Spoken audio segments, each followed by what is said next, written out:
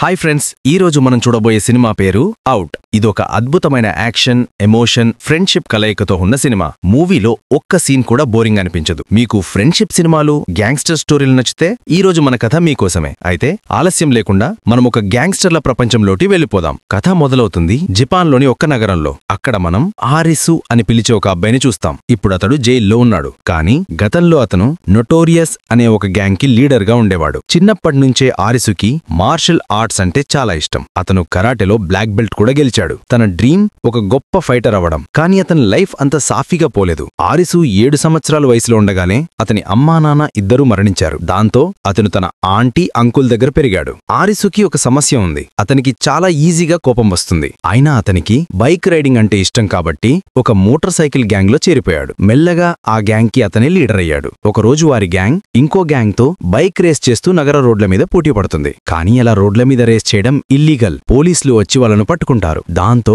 ఆరిసుకి 1 సంవత్సరం శిక్ష పడుతుంది. సమయం గడుస్తుంది. జైలులో 1 సంవత్సరం పూర్తవుతుంది. తన విడుదల రోజు కూడా వస్తుంది. జైలు గేటు దగ్గర ఆరిసు బయటకు వస్తుంటే జైలర్ అతనికి సలహా ఇస్తాడు. ఇక ముందు గ్యాంగ్స్టర్ లైఫ్ వదిలేయి ఒక మంచి భవిష్యత్తుకి ప్రయత్నించు అని. కానీ ఆరిసు కూల్ గా సమాధానమిస్తాడు, నాకు మీ సలహా అవసరం లేదు అని. అప్పుడే అక్కడికి అతని శత్రు గ్యాంగ్ లోని ఇద్దరు వస్తారు. వాళ్ళు ఆరిసుని చీదరించడం మొదలు పెడతారు. జైల్లో రొట్టె ఎలా ఉంటుంది రా అని వెక్కిరిస్తూ మాట్లాడతారు. ఆరిసుకి కోపం ఉప్పొంగుతుంది. అక్కడే వాళ్ళను కొట్టడం మొదలు పెడతాడు. జైలర్ చాలా ప్రయత్నిస్తాడు ఆపడానికి. కానీ ఆరిసు ఎవ్వరినీ వినడు. చివరికి ఆరిసు వాళ్ళను ఆపకుండా కొడతాడు. వాళ్ళు బాగా గాయపడతారు. దాంతో ఆరిసు శిక్షను ఇంకో సంవత్సరం పొడిగిస్తారు. మళ్ళీ 1 సంవత్సరం గడుస్తుంది. రెండోసారి జైలు నుండి విడుదలవుతాడు. ఆ జైలర్ మళ్ళీ చెబుతాడు, ఇప్పుడు నీకు బుద్ధి వచ్చి ఉండాలి కదా అని. కానీ ఈసారి ఆరిసుకి పూర్తిగా ఫ్రీడమ్ ఇవ్వరు. అతను జైలు నుండి బయటకు వచ్చినా పోలీసుల నిఘాలో ఉండాలి అని ఆర్డర్ ఉంటుంది. 1 సంవత్సరం పాటు ఎలాంటి ఇల్లీగల్ పనులు చేయకూడదు. ఆరిసు ఏమీ మాట్లాడకుండా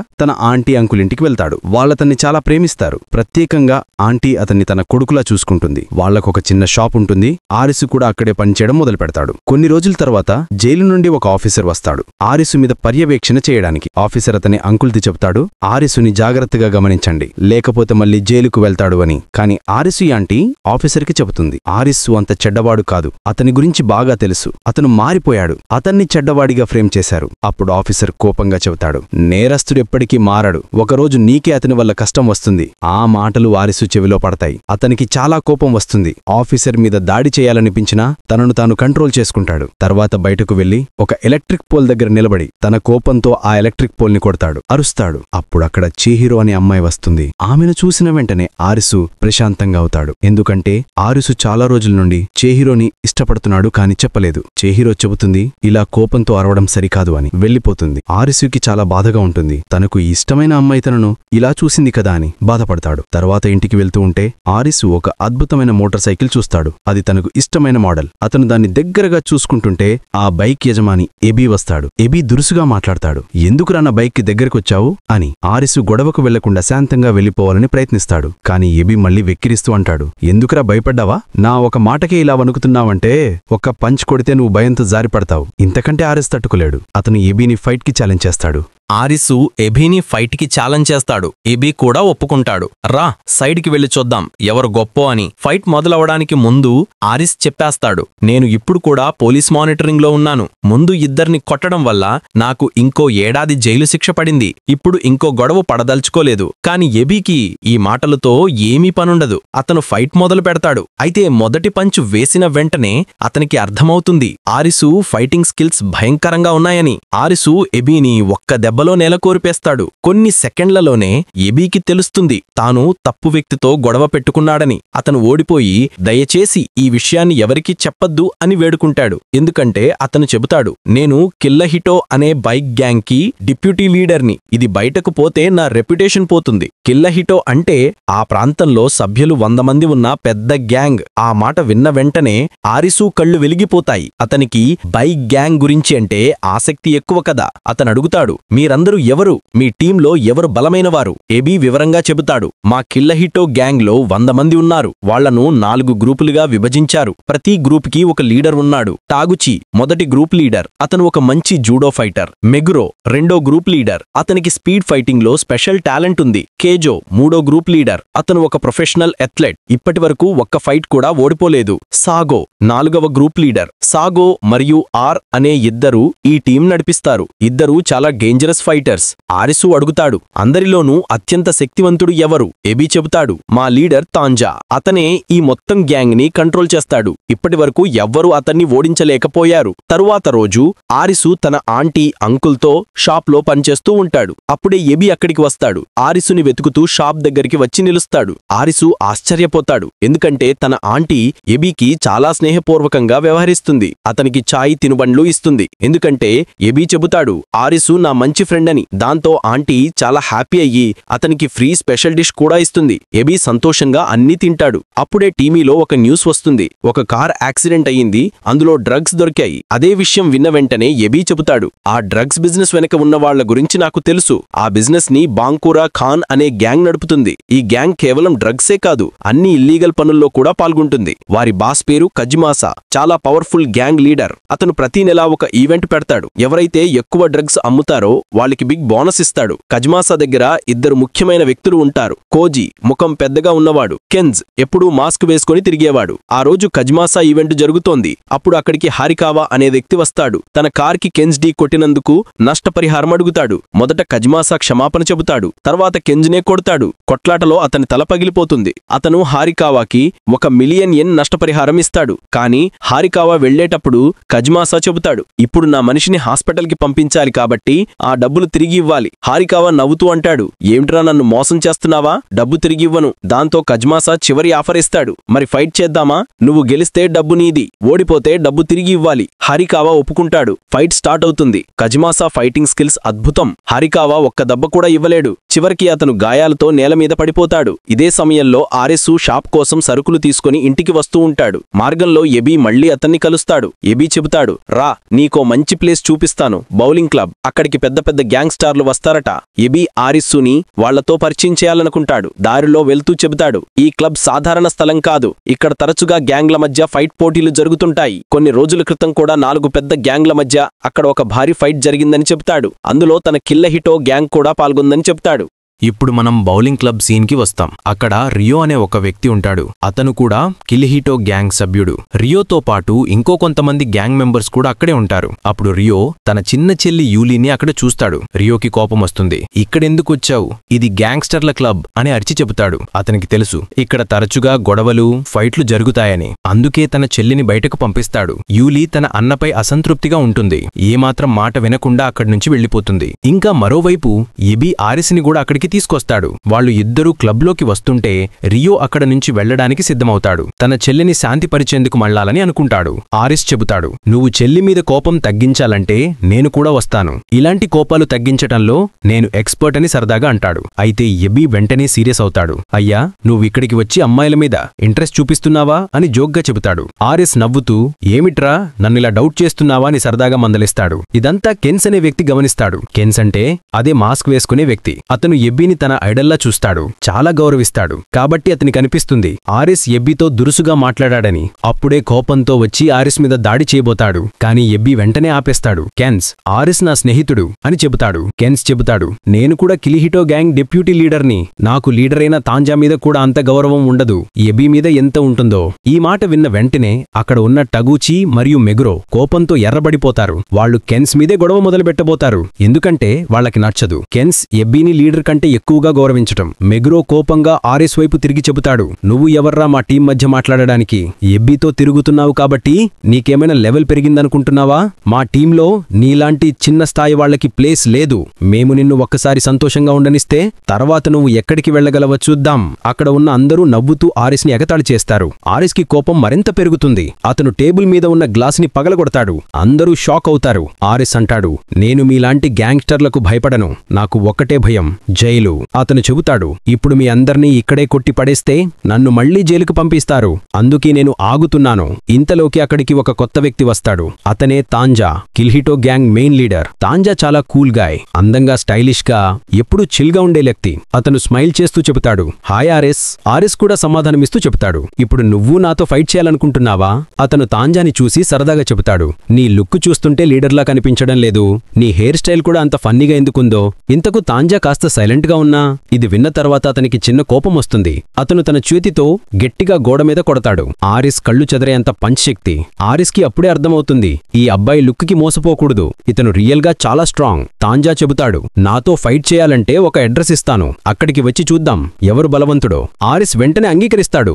ఎబ్బి మాత్రం పక్కనుండి, అయ్యా వదిలేయి, మళ్ళీ జైలుకు వెళతావు అని ఆపుతూ ఉంటాడు. కాని ఆరిస్ వినడు. అప్పుడే ఒక అమ్మాయి గట్టిగా ఆపండి అని అరుస్తుంది. ఆరిస్ వెనక్కి తిరిగి చూస్తే అది చిహీరో. అతని హార్ట్ ఒక్కసారి బీట్ మిస్ అవుతుంది. అదే అమ్మాయి, తనకి చాలా రోజులుగా ఇష్టమైన అమ్మాయి. చిహీరోని చూసి తాంజా కూడా వెంటనే సైలెంట్ అవుతాడు. అందరూ ఆమె ముందు గౌరవంగా నిలుస్తారు. ఎందుకంటే గ్యాంగ్లోని ప్రతి ఒక్కరూ చిహీరోని గౌరవిస్తారు మరియు భయపడతారు కూడా. చిహీరో వచ్చి తాంజా చంపను పెంచి చేస్తూ చెబుతుంది, ఫైట్లు మానేయండి. ఆ సీన్ చూసి ఆర్ఎస్ కి జిలుసీ మొదలవుతుంది. తనకిష్టమైన అమ్మాయి తాంజా మీదలా పిచ్చిగా వ్యవహరించటం అతనికి నచ్చదు. అతను కోపంగా చెబుతాడు, నువ్వు ఒక అమ్మాయివి, ఇలాంటి గ్యాంగ్స్టర్ల మధ్య ఎందుకు జోక్యం చేసుకుంటున్నావు? చిహీరో ఒక్కసారిగా ఆరిస్ చంప మీద బలంగా కొడుతుంది. ఆరిస్ షాక్ అవుతాడు, ఇంత కోపం ఎందుకు అని. కొద్దిసేపటికి తెలుస్తుంది, చిహీరో ఈ బౌలింగ్ క్లబ్ లో పార్ట్ టైం జాబ్ చేస్తుంది.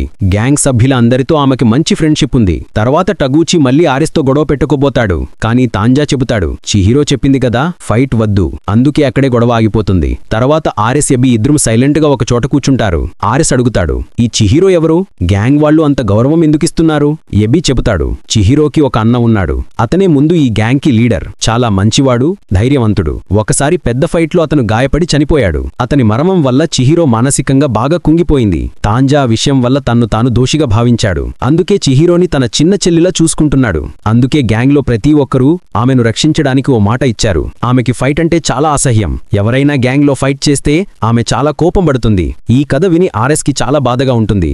ఇంతలో తాంజా మళ్లీ వస్తాడు. అతను సరదాగా చెబుతాడు, రా, నువ్వు నాకు చిన్న తమ్ముళ్లాంటి వాడివి. ఈరోజు నాతో సరదాగా గడిపాను. తర్వాత చెబుతాడు, నిజానికి నాకు కుటుంబం లేదు, ఒంటరిగా ఉంటాను. నా దగ్గర ఎవరూ లేరు. రా, మనమంతా నా ఇంటికి వెళదాం, మజా చేద్దాం. ఆర్ఎస్ నవ్వుతూ చెబుతాడు, ఈరోజే కలిశాం, అంత తొందరగా నా ఇంటికా? అసలే నాకు ఇల్లు ఏమి లేదు. ఇప్పుడు మా ఆంటీ దగ్గర తిష్ట వేసుకున్నాను. అతనికి తాంజా గ్యాంగ్లో ఉన్నవాళ్లను చూస్తూ ఆలోచన వస్తుంది. ఇంత డేంజరస్ గా ఉన్నవాళ్లు బయటికెంత మంచివారిలా ఉంటారేమిటి?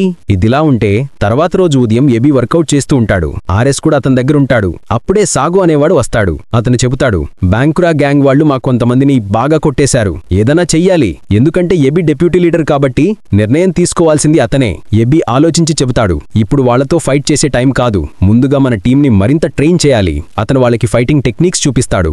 ఎలా కొట్టాలి, ఎలా డిఫెండ్ కావాలి అని నేర్పిస్తాడు. రాత్రంతా కిల్హిటో గ్యాంగ్ వాళ్ళు సమావేశమై చర్చిస్తారు, బ్యాంకురా గ్యాంగ్ ని ఎలా ఓడించాలి అని. అదే సమయంలో ఆర్ఎస్ ఫ్లవర్స్ తీసుకుని చిహీరో దగ్గరికి వెళతాడు. కాని ఆమె తన అన్న జ్ఞాపకాలతో ఏడుస్తూ ఉంటుంది. ఆమె చెబుతుంది, జీవితంలో ఒంటరిగా ఉండటం చనిపోవడానికంటే బాధకరం. నా అన్న చనిపోయిన తర్వాత అదే నేను అనుభవిస్తున్నాను. అందుకే నేను ఫైట్స్ అంటే అసహ్యపడతాను. ఆ మాటలు విని ఆర్ఎస్ కి గుండె నిండా బాధ. తను చిన్నప్పటినుంచి ఫైట్లను ప్రేమించేవాడు. కాని ఇప్పుడు అవే జీవితాలను నాశనం చేస్తాయని తెలుసుకుంటాడు. తను తల మీద బలంగా కొట్టుకుంటాడు. తల నుండి రక్తం వస్తుంది. చిహీరో పరుగును వచ్చి అంటుంది, నువ్వు పిచ్చివాడివయ్యావా? నా బాధ విని నీకు ఇంత తప్పుభావం అని చెబుతూ తన రుమాలుతో ఆర్ఎస్ తలపై ఉన్న రక్తం తుడుస్తుంది. ఇంతలోకి అక్కడికి బ్యాంకురా గ్యాంగ్ వస్తుంది. వారి లీడర్ కజిమాసా. వాళ్లు కిల్హిటో గ్యాంగ్ ని ఛాలెంజ్ చేయడానికి వచ్చారు. ఎందుకంటే ఈ రెండు గ్యాంగ్స్ల మధ్య చాలా రోజులుగా విభేదాలు ఉన్నాయి. అలాగే కజిమాసా గ్యాంగే చిహీరో అన్నని చంపింది. చిహీరో కోపంతో పరుగున వచ్చి చెబుతుంది, ఇంతకింకా మీకు సరిపోలేదా? నా అన్నని చంపిన మీరు మళ్లీ ఇక్కడికే వచ్చారు. కజిమాసా ఆమె చెంప మీద బలంగా కొడతాడు. ఆర్ఎస్ కోపంతో ముందుకు వస్తాడు. అక్కడ ఉన్న కజిమాసా సోదరులు ఆర్ఎస్ మీద దాడి చేస్తారు. ఆర్ఎస్ గాయపడి పడిపోతాడు. తాంజా, ఎబ్బి, సాగో అందరికీ కోపం వస్తుంది. కజిమాసా మీద దాడి చేయాలనుకుంటారు. కాని తాంజా ఆపేస్తాడు. ఇప్పుడు కాదు అని చెబుతాడు. నువ్వు మళ్లీ ఫైట్ చేయాలనుకుంటే డేట్ చెప్పు. ఈ సిటీలో నువ్వు చేస్తున్న ఇల్లీగల్ పనులన్నీ మేము చెదరగొడతాం. కజిమాసా నవ్వి చెబుతాడు, సరే ఫైట్ చేద్దాం, తయారుగా ఉండు, టోటల్ డిస్ట్రక్షన్ అని చెబుతూ తన గ్యాంగ్తో వెళ్ళిపోతాడు. తరువాత రోజు ఎబీ మరియు సాగో కజిమాసా గ్యాంగ్ గురించి మాట్లాడుకుంటూ ఉంటారు. అప్పుడే అనుకోకుండా బాన్కురా గ్యాంగ్ వాళ్లే అక్కడికి వేగంగా వచ్చి ఎబీ మరియు సాగో మీద దాడి చేస్తారు. వాళ్ళు ఇద్దరూ బాగా ఫైట్ చేస్తారు, కానీ శత్రువుల సంఖ్య ఎక్కువగా ఉంటుంది. ఎబీ కూడా తన గాయాలను పట్టించుకోకుండా తన శక్తంతా పెట్టి ఎదుర్కొంటాడు. ఇదే సమయంలో కిల్లోహిటో గ్యాంగ్ మిగతా సభ్యులు బౌలింగ్ క్లబ్లో కలిసి చర్చ చేస్తున్నారు. కానీ కజిమాసా మాట తప్పుతాడు. తాంజా చెప్పినట్టు ఒక డేట్ పెట్టి ఫైట్ చేయకుండా అతను ముందుగానే దాడి చెయ్యాలని ప్లాన్ చేసుకున్నాడు. ఎందుకంటే కజిమాసాకు తెలుసు తాంజా గ్యాంగ్ కి టైం ఇస్తే వాళ్లు సిద్ధమైపోతారు, అప్పుడు తన వాళ్లు ఓడిపోతారు అని. అందుకే అతను తన మనిషి ఆర్ ద్వారా కిల్లోహిటో గ్యాంగ్ యొక్క సీక్రెట్ స్థలం గురించి సమాచారం సేకరించాడు. అదే స్థలంలో ఈ రోజు వాళ్లు అనుకోని దాడి ప్రారంభిస్తారు. కజిమాసా గ్యాంగ్ దాడి చేస్తుంది. ఆ స్థలంలో కిల్లోహిటో గ్యాంగ్ వాళ్లున్నంత తికమక పడిపోతారు. మన సీక్రెట్ ప్లేస్ వీళ్ళకెలా తెలిసింది అని. అప్పటికే రెండు గ్యాంగ్ల మధ్య భీకరమైన పోరాటం మొదలవుతుంది. ఎబీ మరియు సాగో చాలా బాగా ఫైట్ చేస్తున్నారు, కానీ ఎబీకి చేతి మీద తీవ్ర గాయం అవుతుంది. అయినా అతను ఆగడు. ఇంతలో కెనో అనే వ్యక్తి కారుతో వేగంగా వచ్చి ఎబీని ఢీకొడతాడు. ఎబీ బలంగా పడిపోతాడు. తీవ్రంగా గాయపడి అక్కడే స్పృహ కోల్పోతాడు. మరోవైపు కజిమాసా కేజో మీద దాడి చేస్తాడు. వెనుక నుండి కత్తితో పొడుస్తాడు. కేజో బలహీనమై పడిపోతాడు. చివరికి కిల్లోహిటో గ్యాంగ్ కి చాలా నష్టం జరుగుతుంది. వాళ్లు ఆ స్థలం విడిచి వెళ్లిపోతారు. వాళ్లు వెంటనే కేజోను ఆస్పత్రికి తరలించారు. కానీ ఎవరికీ తెలియదు ఎబీ ఇంకా అక్కడే స్పృహ తప్పి పడి ఉన్నాడని. తరువాత రోజు ఆరిస్ తన ఆంటీ షాప్లో పనిచేస్తూ ఉంటాడు. అప్పుడే కిల్లోహిటో గ్యాంగ్ సభ్యుడు కోజీ తనక అక్కడికి కొంతమందితో పాటు వస్తాడు. ఆరిస్ చెప్తాడు, ఇక్కడి నుండి వెళ్ళిపోండి, నా ఆంటీకి తెలిస్తే నాకు ఇబ్బందవుతుంది. కానీ కోజీ నవ్వుతూ ఆరిస్ ని బలంగా తన్నేస్తాడు. దాంతో లోపల ఉన్న గ్లాస్ షెల్ఫ్ పగిలిపోతుంది. ఆంటీ బయటకు వచ్చి చెప్తుంది, ఇక్కడి నుండి వెంటనే వెళ్ళిపోండి, లేదంటే పోలీసుకు ఫోన్ చేస్తాను. కోజీ చెప్తాడు, ఫోన్ చెయ్యి చూద్దాం ఎవరు పట్టుపడతారు. ముందుగా నీ ముద్దు బాబే జైలుకు వెళ్తాడు, ఎందుకంటే ఇంకా పోలీస్ మానిటరింగ్లోనే ఉన్నాడు అని నవ్వుతూ మొత్తం షాప్ ని పగలగొడతాడు. ఆరిస్ ఆపడానికి వస్తాడు, కాని కోజీ అతని తోబుటూలు ఆరిస్ ని గట్టిగా కొడతారు. తర్వాత షాప్ మొత్తం ధ్వంసం చేసి వెళ్లిపోతారు. ఆరిస్ కి మనసు నిండా బాధ, అవమానం. ఇంతలో అతనికి ఫోన్ కాల్ వస్తుంది. ఏబీ హాస్పిటల్లో ఉన్నాడు, అతని పరిస్థితి చాలా సీరియస్ గా ఉంది అని చెప్తారు. ఆరిస్ తన గాయాలను పట్టించుకోకుండా వెంటనే హాస్పిటల్ కి పరిగెడతాడు. ఆస్పత్రిలో మెగురో, టగూచి, చిహిరో ఇంకా చాలా మంది ఉన్నారు. ఎబీ పరిస్థితి చాలా తీవ్రంగా ఉంటుంది. ఇంకా అతనికి స్పృహ రాలేదు. తాంజా వచ్చి ఆ దృశ్యం చూస్తాడు. తన కళ్లల్లో కోపం కసెక్కుతుంది. బాన్కురా గ్యాంగ్ ని వదిలేదలేదు అని నిర్ణయించుకుంటాడు. అతను ఒక్కడే వెళ్లి ప్రతీకారం తీర్చుకోవాలని నిర్ణయించుకుంటాడు. కానీ అప్పుడే పోలీస్ ఆఫీసర్లు అక్కడికి వస్తారు. వాళ్ళడుగుతారు, పబ్లిక్ ప్లేస్ లో ఇంత పెద్ద ఫైట్ ఎందుకు చేశారు? అప్పుడు పోలీస్ కళ్ళు ఆరిస్ మీద పడతాయి. అతన్ని అరెస్ట్ చేయాలని ముందుకు వస్తారు. తాంజా ఆరిస్ దగ్గరికి వచ్చి తన మీద దాడి చేస్తున్నట్టు నటిస్తాడు. అతను ఉద్దేశపూర్వకంగా ఆరిస్ మీద కొడుతూ చెప్తాడు, ఇవన్నీ మా శత్రువుల పనులు, ఇతను మా టీంలో లేడు అని. పోలీసులు అతని మాట నమ్ముతారు. తాంజా మరియు కొంతమందిని అరెస్ట్ చేస్తారు. కానీ ఆరిస్ ని వదిలేస్తారు. ఆరిస్ సైలెంట్ గా అక్కడే కూర్చుంటాడు, ఏమీ మాట్లాడలేడు. మరో సీన్లో కేజో చిహిరోని ఇంటికి పంపించడానికి వెళ్తాడు. రాత్రి సమయం. అప్పుడే అక్కడికి కజిమాసా తన గ్యాంగ్ తో వస్తాడు. కేజో ధైర్యంగా వాళ్ళని ఎదుర్కొంటాడు. కాని శత్రువులు చాలా మంది. వాళ్లు కేజోని కొట్టిపడేస్తారు. తర్వాత చిహిరోని కిడ్నాప్ చేస్తారు. వాళ్లు చెప్తారు, నువ్వు వాళ్ళని రక్షించాలంటే పాత ఫ్యాక్టరీ వద్దకురా, మనం అక్కడే ఫైట్ చేద్దాం అని చెప్తూ చిహిరోని కారులో తీసుకుపోతారు. కేజో కారు ఆపడానికి ప్రయత్నిస్తాడు. కాని కారు ఢీ కొడుతుంది. అతను కింద పడిపోతాడు. మరుసటి ఉదయం పోలీస్ స్టేషన్ నుండి తాంజా మరియు కొంతమంది స్నేహితులు విడుదలవుతారు. బయట వాళ్ళని రియో ఎదుర్కొంటాడు. తలను వించి క్షమాపణలు చెప్తాడు. అందరూ ఆశ్చర్యపోతారు. ఇంతలో మన్నించమని ఎందుకు చెప్తున్నావు అని. రియో చెప్తాడు, నేనే మా టీంని మోసం చేశాను. కజిమాసా నా చెల్లిని చంపుతానని బెదిరించాడు. అందుకే నేను మా సీక్రెట్ ప్లేస్ చెప్పేశాను. టగూచి కోపంతో అతన్ని కొట్టబోతాడు. కాని తాంజా ఆపేస్తాడు. తాంజా చెప్తాడు, ఇప్పటి నుండి నువ్వు మా టీంలో లేవు, మళ్లీ మా ముందుకి రావద్దు. రియో ఏడుస్తూ సారీ చెప్తాడు. వెళ్ళిపోతాడు. ఇంతలో కజిమాసా మెగురోకి ఫోన్ చేస్తాడు. అతను చెప్తాడు, చిహిరోని కిడ్నాప్ చేశాం, ఆమెనే అదే ఫ్యాక్టరీకి తీసుకువెళ్లాం. వార్త విన్న తాంజా గట్టిగా కోపంతో తన ఫిస్ట్ బిగిస్తాడు. ఇప్పుడిది నా యుద్ధం అని చెప్తాడు. అతను చెప్తాడు, నా వల్ల ఎవరికీ ప్రమాదం జరగకూడదు, అందుకే నేను ఒక్కడే వెళ్తాను. కాని అతను బయలుదేరిన వెంటనే అతని టీం మొత్తం వెనక నుండి వస్తుంది. వాళ్ళు చెప్తారు, మేము నిన్ను ఒంటరిగా వెళ్లనివ్వము. ఇంతలో ఆరిస్ కూడా అక్కడికి వస్తాడు. తాంజా చెప్తాడు, నువ్వు మా గ్యాంగ్లో లేవు, ఇది మా విషయం, నువ్వు దూరంగా ఉండు. కాని ఆరిస్ సమాధానం చెప్తాడు, నేను గ్యాంగ్ కోసం కాదు, చిహిరో కోసం వస్తాను అని. వెనక్కి తిరగకుండా తాంజా వెంటనే వెళ్లిపోతాడు. ఇప్పుడు అందరూ కలిసి ఆ పాత ఫ్యాక్టరీకి చేరుకుంటారు. అక్కడ ఇప్పటికే కజిమాసా గ్యాంగ్ తయారుగా ఆయుధాలతో ఎదురుచూస్తుంది. వాళ్లు ఫ్యాక్టరీ గేట్ దగ్గరనే దాడి మొదలు పెడతారు. తాంజా గ్యాంగ్లో మొత్తం 6 మాత్రమే, కానీ ప్రతి ఒక్కరూ సింహంలా పోరాడతారు. ఫ్యాక్టరీ గేటు దగ్గర పోరాటం భీకరంగా సాగుతుంది. కజిమాసా గ్యాంగ్ చాలా మందితో దాడి చేస్తాడు. కాని తాంజా, ఆరిస్, మెగ్రో, సాగో, తగూచి ఈ 5గురు మాత్రమే ఉన్నా ఒక్కొక్కరు సింహాల్లా పోరాడతారు. వాళ్లు శత్రువులను ఒక్కొక్కరిని పడగొడుతూ ఫ్యాక్టరీ లోపలికి వెళ్లడానికి ప్రయత్నిస్తారు. కాని గేటు దగ్గర పెద్ద కారు పెట్టి కజిమాసా వాళ్లని లోపలికి లానివ్వరు. అప్పుడే వాళ్లల్లో ఒకరు కారును సైడుకు తీసుకెళ్లి దారి ఖాళీ చేస్తారు. అందరూ చూసి ఆశ్చర్యపోతారు. అతడెవరో కాదు, రియో. అతను తిరిగి వచ్చి తన తప్పు సరిచేసుకోవడానికి వాళ్లకి దారి చూపించాడు. అందరూ ఆనందంతో కేకలు వేస్తారు. Rio, thanks bro. వాళ్లు కారు గుండా లోపలికి దూసుకెళ్లుతారు. ఇప్పుడు ఫ్యాక్టరీ లోపల కూడా పెద్ద ఫైట్ మొదలవుతుంది. ఆరిస్ అక్కడ కోజీని చూసి గుర్తుపడతాడు. అదే తన ఆంటీ షాప్ పగలగొట్టినవాడు. ఆరిస్ ఇంకా భీభత్సంగా దాడి చేస్తాడు. అతను కోజీని బలంగా కొడతాడు. వెంటనే అతను నేల కొరిగిపోతాడు. మెగ్రో పై ఫ్లోర్కి ఎక్కి అక్కడి వాళ్ల మీద అటాక్ చేస్తాడు. అతని ఫైట్ పవర్ అంత ఎక్కువగా ఉంది. గోడకి ఒక్క పంచ్ కొడితే గోడే కూలిపోతుంది. అతను అందర్నీ పడగొట్టి తరువాత మిగిలిన వారిని కూడా ఒక్కొక్కరిని కొడతాడు. ఆరిస్, రియో, సాగో అంతా ఫ్యాక్టరీలో వేరువేరు చోట్ల పోరాడుతూ ఉంటారు. ఇంతలో తాంజా, ఐసో, మెగ్రో కూడా లోపలికి చొరబడతారు. తాంజా లక్ష్యం ఒకటే, కజిమాసా వరకు చేరడం. అంతలో కేజో పై ఫ్లోర్ నుండి కేక వేస్తాడు. వాళ్లు చిహిరోని ఇక్కడే బంధించారు. తాంజా వెంటనే ఆ దిశగా పరిగెత్తుతాడు. ఆరిస్ కూడా వెనుకనే వెళ్తాడు. అక్కడ కజిమాసా గ్యాంగ్లోని ప్రధాన సభ్యుడు కెనో కూడా ఉంటుంది. తలపై మాస్క్ వేసుకున్నవాడు. ఇప్పుడు అతను మాస్క్ తీసేస్తాడు. ఆరిస్ని ఎదుర్కొంటూ చెబుతాడు, చూద్దాం నీ పంచులలో ఎంత బలముందో. కెనో శక్తివంతమైన ఫైటర్. ఆరిస్ మొదట అతనికి ఎదురు నిలవలేడు. కాని ఆరిస్కి ఎబీ నేర్పిన ఫైట్ టెక్నిక్స్ గుర్తొస్తాయి. అతను ఆ ట్రిక్స్ ని ఉపయోగించి కెనోని డిఫెండ్ చేస్తూ కౌంటర్ అటాక్ చేస్తాడు. ఒక గట్టి పంచ్తో కెనో నేల కొరిగిపోతాడు. ఆరిస్ ఆగడు. తనలోని కోపం, దుఃఖం అంతా కలిపి కెనో మీద విరుచుకుపడతాడు. చివరికి కెనో ఓడిపోతాడు. ఇకపై తాంజా ఫ్యాక్టరీ పై ఫ్లోర్కి చేరుతాడు. అక్కడ కజిమాసా తన గ్యాంగ్తో ఎదురుగా నిలుస్తాడు. తాంజా ఒక్కొక్కరిని సులువుగా పడగొడతాడు. ఇప్పుడు కజిమాసా మాత్రమే మిగిలాడు. ఇద్దరి మధ్య భీకరమైన ఫైట్ మొదలవుతుంది. కజిమాసా కూడా మంచి ఫైటర్ అయినా తాంజాకి ఈరోజు ప్రతీకారం తాపముంది. ప్రతి పంచ్ కొడుతూ తన స్నేహితుడు ఎబీ గాయపడ్డ సీన్ గుర్తు తెచ్చుకుంటాడు. అతని కోపం మరింత పెరుగుతుంది. తాంజా కజిమాసా మీద పడి తన ఫిస్ట్లతో అతన్ని దారుణంగా కొడతాడు. చివరికి కజిమాసా బలహీనమై ఓడిపోతాడు. నేలపై పడిపోతాడు. ఇక ఐసో కూడా తన వైపున ఉన్నవారిని ఒక్కొక్కరిని ఓడించి పూర్తిగా క్లీన్ చేస్తాడు. ఇప్పుడు అందరూ పై ఫ్లోర్ వద్ద చిహిరోని బంధించిన చోటికి చేరుతారు. తాంజా, ఆరిస్, చిహిరో ముగ్గురు కలుస్తారు. చిహిరో కన్నీళ్లతో కృతజ్ఞత చెప్తారు. అప్పుడు వారు బయలుదేరి వెళ్లుతుండగా అనుకోకుండా వెనక నుండి కజిమాసా మళ్లీ లేచి తాంజా మీద గన్ ఎయిమ్ చేస్తాడు.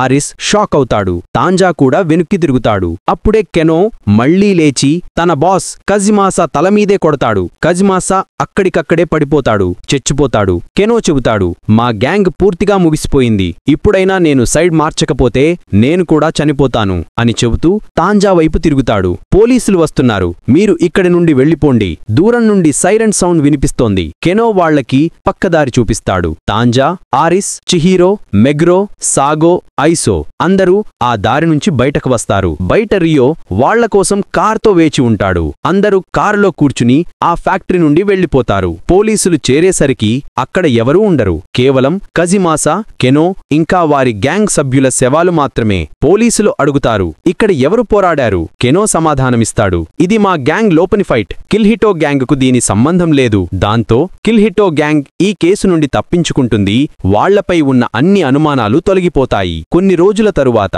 తాంజా, ఆరిస్, చిహిరో, మెగ్రో అందరూ హాస్పిటల్లో ఉన్న ఎబీని చూడడానికి వస్తారు. అతనిప్పుడు క్రమంగా కోలుకుంటున్నాడు. వాళ్లంతా నవ్వుతూ ఒకరినొకరు చూసుకుంటారు. మళ్లీ పాతబంధం తిరిగి వస్తుంది. ఇలా జైలు నుండి వచ్చిన అబ్బాయి గ్యాంగ్స్టర్ బాస్గా మారిన ఈ కథ ఇక్కడితో ముగుస్తుంది.